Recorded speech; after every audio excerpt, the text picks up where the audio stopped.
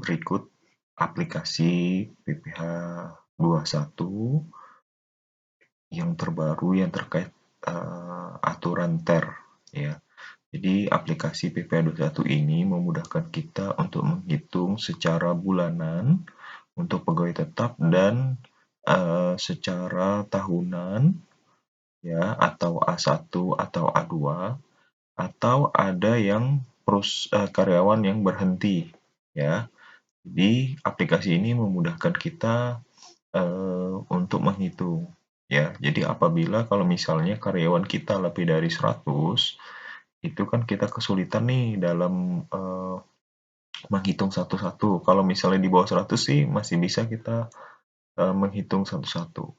Nah, berikut saya jelaskan bagaimana menggunakan aplikasi ini.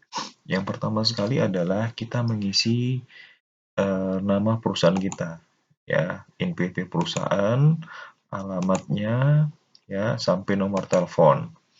Nah, setelah itu kita isi identitas pimpinan kita. Ya, identitas pimpinan kita isi di sini, ya, nama, jabatan, NPWP kita isi di sini. Nah, setelah kita isi nama pimpinan kita, nah, biasanya kan ada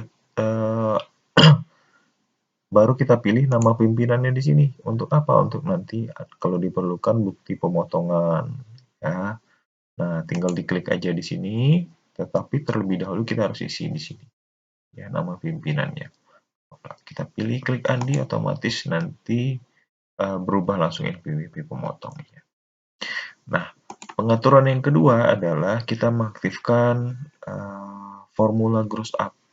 Nah, formula gross up ini kita aktifkan kalau misalnya kita nanti menggunakan metode gross up. Nah, di dalam perhitungan PPh 21 ada namanya metode gross dan gross up. Nah, metode gross dan gross up itu kalau gross berarti pajaknya ditanggung oleh karyawan. Tetapi kalau misalnya gross up berarti yang menanggung pajaknya adalah perusahaan. Nah, jadi kalau misalnya kita ditanggung nih, karyawan kita ditanggung oleh pajaknya oleh perusahaan, jadi kita harus mengaktifkan ini terlebih dahulu. Nanti klik file, option, tab formula, nanti checklist yang di sini, ya.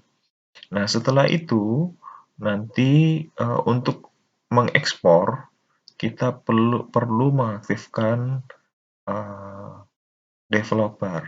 Nah, jadi pilih option, klik customer ribbon, pilih developer. Nanti di checklist developernya nanti kita okekan, nanti aktif developer yang di sini. Ya, jadi ini tujuannya kalau misalnya kita mau mengekspor untuk bisa masuk ke Cortex-nya ya. Jadi kita tidak perlu menginput. Jadi di Cortex-nya nanti kita tinggal ngambil impor aja yang hasil eksporan aplikasi ini.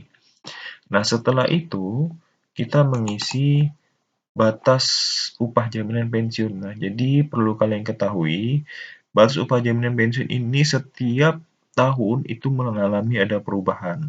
Nah, perubahannya itu biasanya pada bulan Maret ya, pada tahun yang bersangkutan. Misalnya ini 2025 biasanya bulan Maret.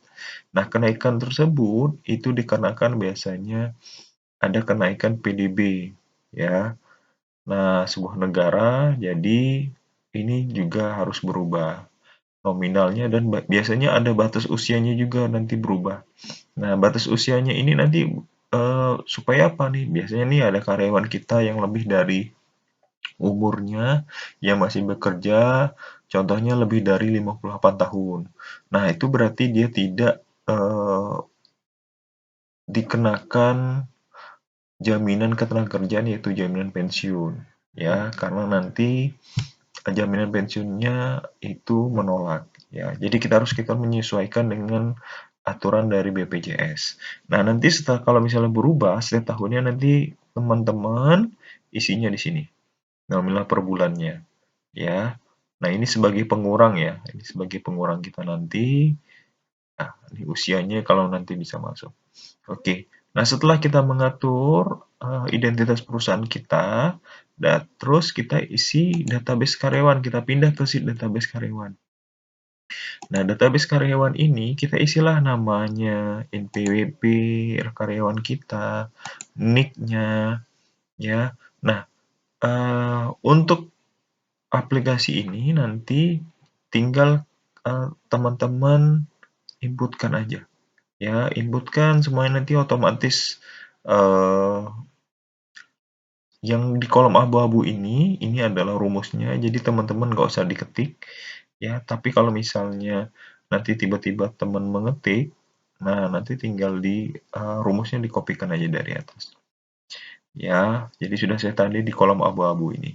Jadi saya ulangi lagi, kita cukup isikan nama yang di kolom putih ini aja, NPWP, NIK, alamat, direktur, jabatannya apa. Nah, bulan kerjanya nanti bulan kerjanya sampai berapa nih, gitu loh. Oh, sampai bulan Desember, nanti 12 bulan. Oh, si Anita ini sampai bulan Oktober, oh berarti cuma 10 bulan nanti bekerja. Nah, nanti ini kita coba juga untuk kalau misalnya dia berhenti kerja di bulan 10 misalnya, nanti kita menghitung bagaimana pajaknya, ya, atau bukti potong A1-nya.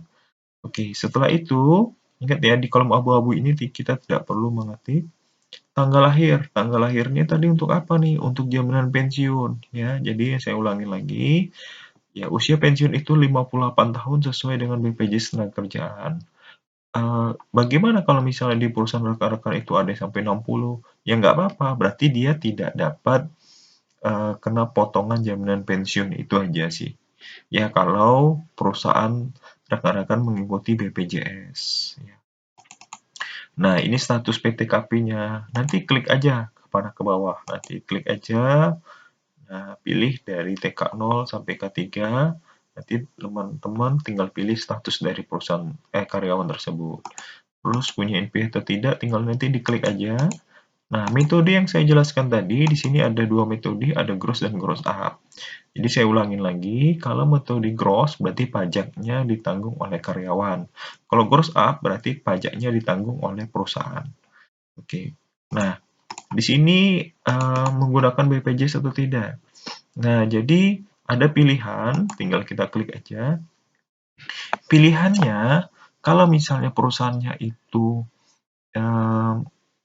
mengikut sertakan karyawannya BPJS Kesehatan, berarti kita jawab iya.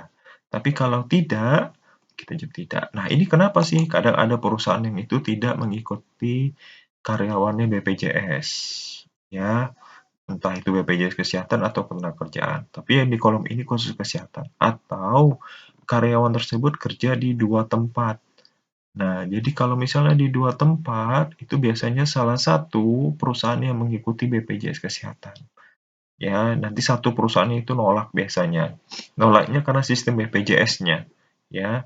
Nah, oke. Nah, bagaimana kalau misalnya suami atau istrinya itu pegawai negeri kan sudah punya BPJS. Nah, BPJS ini mengandung sistem gotong royong. Nah, kalau seperti itu tetap kita harus mendaftar ya BPJS. Ya, yang dikecualikan tadi kalau misalnya dia di dua perusahaan yang berbeda yang bekerja dan mendaftarkan BPJS. Oke, terus kita masuk ke tarif BPJS Ketenagakerjaan. Nah, ini lihat atau ditanyakan ke bagian yang melaporkan BPJS. Perusahaan kita itu karyawannya itu kalau mengikuti BPJS itu pakai yang tarif BPJS Ketenagakerjaannya mana? Sangat rendah, rendah, sedang, tinggi atau sedang tinggi, sangat tinggi. Jadi ini tergantung dari resiko. Ya, jadi ini resiko dari kecelakaan kerjanya. Jadi ini yang tahunya adalah bagian yang melaporkan BPJS. Nanti bisa kita cross check sama laporan BPJS-nya. Terus, nah metode perhitungan BPJS. Nah di sini saya ada pilihan sama atau beda. Nah kalau misalnya metode perhitungan BPJS sama itu seperti ini. Misalnya gajinya 10 juta. Yang dilaporkan ke BPJS itu tetap 10 juta. Nah, kadang ada perusahaan yang memang gajinya 10 juta nih, tapi yang dilaporkan BPJS hanya standarnya, misalnya 4 juta aja. Nah, itu kita pilih beda. Jadi di sini saya menyediakan perhitungan BPJS mengikuti dari permintaan rekan-rekan semua perusahaan. Oke, ini saya buat berbeda, ada yang sama, ada yang beda ya. Terus kode objek pajaknya abu-abu ini otomatis, jenis kelaminnya nanti diisi laki-laki atau perempuan, statusnya nanti otomatis, karyawan asing nanti pilih tidak, tanpa fasilitas pajak dimiliki oleh penyetor itu pilih tanpa fasilitas. Oke, nah nanti yang abu-abu ini enggak. Nah rekan-rekan kalau bisa, ini walaupun di sini ada klik panah ke bawah, ya kalau bisa kita pilih salah satu. Karena apa? Karena nanti rumusnya biasanya dia tidak membaca ya. Kalau kita copy klik ke bawah ya. Kalau bisa kita pilih salah satu.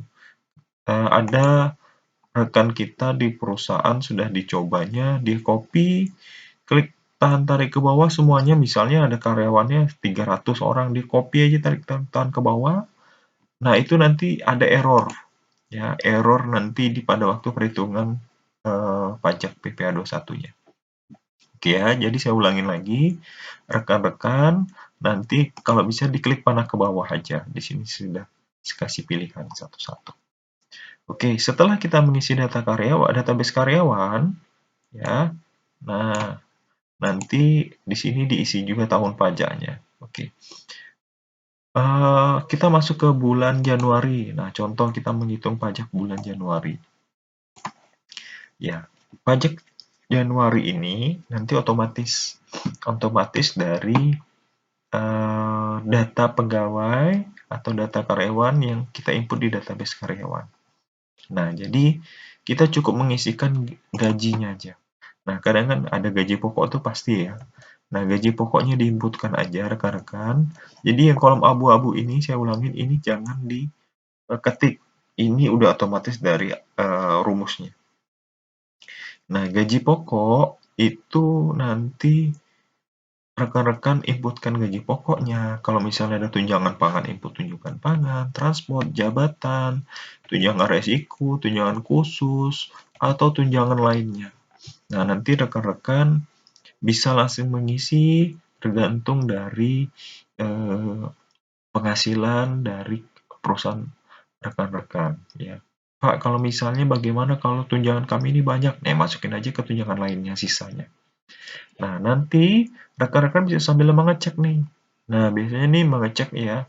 Mengecek ini biasanya nanti laporan tahunan pasal pasal PPh badan ya.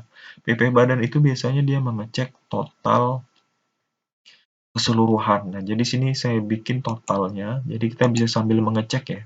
Bisa sambil mengecek apakah benar gaji yang kita inputkan per bulan totalnya, misalnya gaji pokok benar atau tidak. Kita lihat di trial balance atau di neraca saldo ya. Kita mengecek gaji pokoknya, tunjangan pangannya, tunjangan transportnya, tunjangan jabatannya, tunjangan resiko, tunjangan khusus, tunjangan lainnya ya.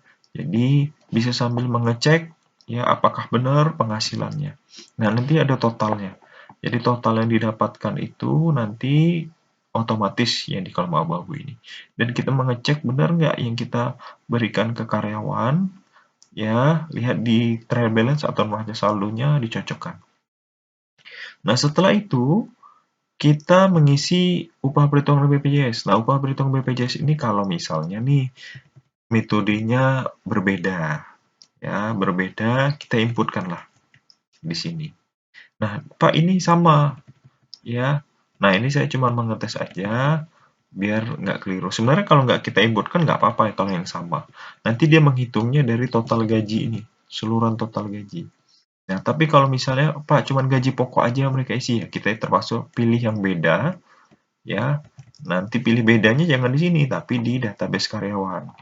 Ya, pilih beda, nanti isikan manual. Jadi, kita isi ke manual untuk BPJS Kesehatan dan BPJS Tenagakerjaan. Karena ini dua perusahaan yang berbeda ya. Karena pelaporannya kadang ada yang contohnya tadi gajinya 40 juta. Ya, mereka melaporkan BPJS Kesehatan itu misalnya 10 juta ya. Pekerjaan 40 juta misalnya seperti itu. Nah, padahal mereka ini sinkron ya. Biasanya mereka ada audit per perusahaan, ya mereka tetap mengaudit kita juga meminta database dari gaji dari karyawan kita. Nah, lebih bagusnya bagaimana? Lebih bagusnya ya kita samakan dengan gaji kita. Tapi tergantung dari karyawan masing-masing ya. Sorry, aturan dari perusahaan masing-masing. Nah, setelah itu kita mengisi ya. Jadi ingat ya di kolom putih ini aja kita isi. Ada lembur. Nah, lembur nanti rekan-rekan input lah kalau misalnya karyawan tersebut ada lembur. Ya, nanti kalau ada insentifnya, insentif marketing atau kolektor atau insentif lainnya, ya. Nah, biasanya banyak nih perusahaan itu banyak insentif-insentifnya. Nanti bisa dibuatkan di sini. Kalau yang tidak ada tertulis di sini, kita masukkan ke lainnya aja. Dan juga nanti kita bisa meng-cross-check totalnya ya, total lemburnya berapa, total insentifnya berapa, nanti total penghasilan lainnya berapa. Nah, bisa kita lihat di sini. Nah, di sini ada perhitungan premi BPJS. Jadi di aplikasi ini kita bisa menghitung premi BPJS-nya. Nah, di sini kok kosong, Pak? Nah, karena apa? Karena tadi saya pilih dia tidak mengikut sertakan karyawannya BPJS Kesehatan. Nah, bagaimana kalau misalnya tidak mengikuti rekan-rekan tidak mengikuti BPJS Kesehatan dan Ketenagakerjaan? Berarti kita pilih tidak nanti database karyawan dan nanti kita kosongin aja. Kita pilih nanti beda, nanti ini kita kosongin. Ya, dua ini kita kosongin. Ini kalau misalnya perusahaannya tidak mengikuti BPJS. Nah, terus dia otomatis nanti terisi. Ya, otomatis nanti terisi. Kalau misalnya ada tunjangan pajak ini, kalau menggunakan metode gross up. Nah, gross up dia langsung muncul tunjangan pajak. Kalau gross dia tidak. Jadi tunjangan pajak itu yang membayarnya adalah perusahaan. Dia menambahkan gaji. Terus kita masukkan natura dan kenikmatan objek pajak.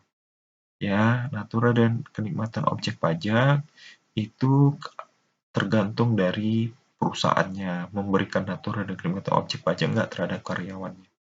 Ya, kalau ada kita isikan di sini. Ingat ya, kolom abu-abu nggak usah diisikan. Nah, kalau misalnya pada bulan tersebut terdapat THR, bonus, jasa produksi, tantiem, itu nanti diisikan di sini.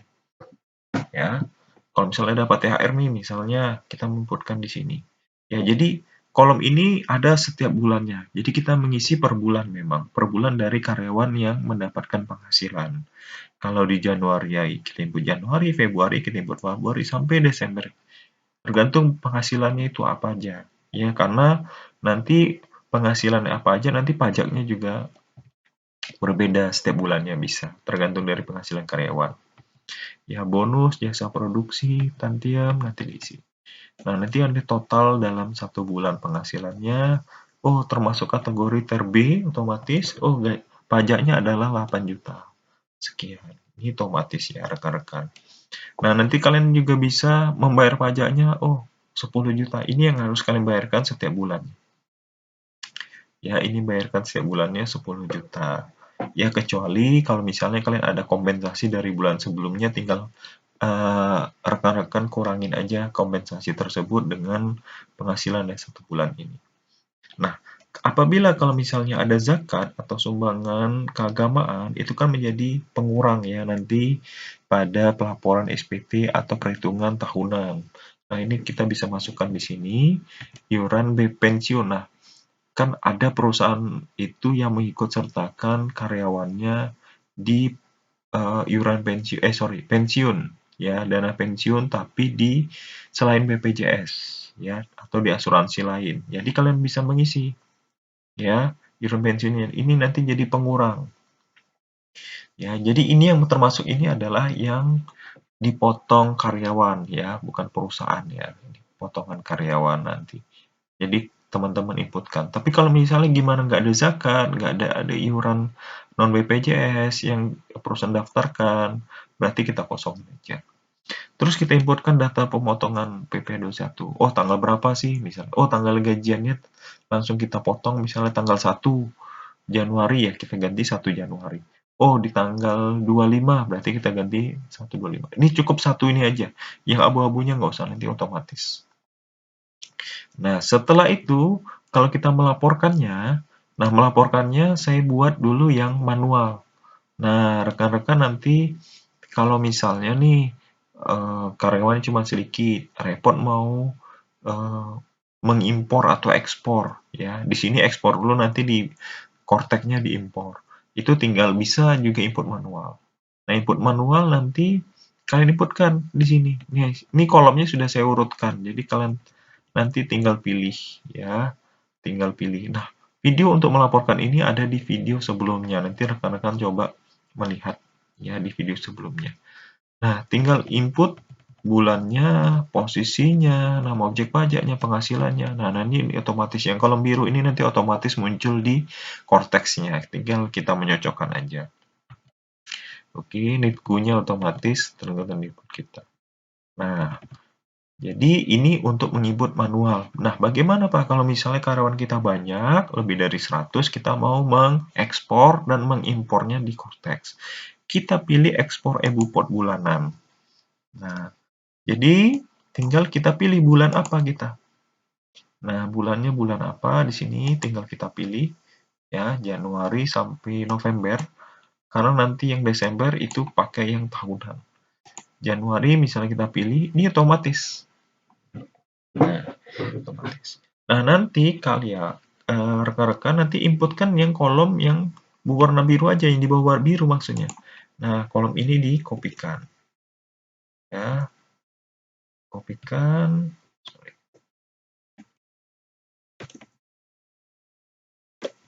Ya, dikopikan aja.